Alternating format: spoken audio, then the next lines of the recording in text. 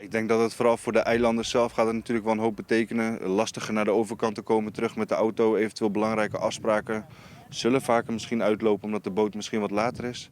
Er is een soort frustratie over de nieuwe zinsregeling van rederij Wagenborg. Zo'n Joet vat er nog maar één grote veerboot van en naar het Ameland in steeds van 2.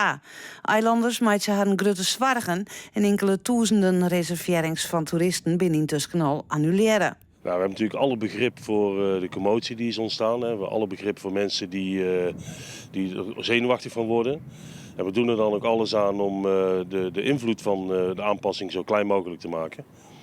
Maar ja, het is natuurlijk wel een aangepaste dienstregeling.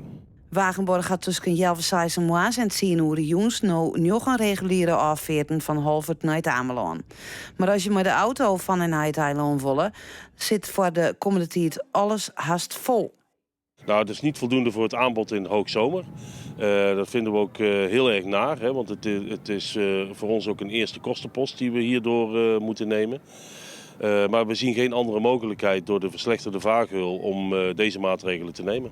Toeristen die het naar het eiland gaan, reageren wisselend op de onpaste dienstregeling. Wij hadden iets van, nou ja, we zien het wel, we boeken wel.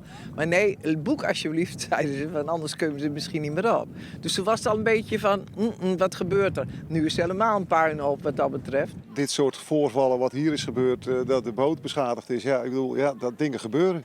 De auto kan ook stuk gaan, de boot gaat ook stuk. Dus dan moet je gewoon maar de tijd nemen of denken van, nou ja, dan maar niet. Dan moeten we wat anders zoeken, toch? Dat is voor de Amelanders zelfs geen optie.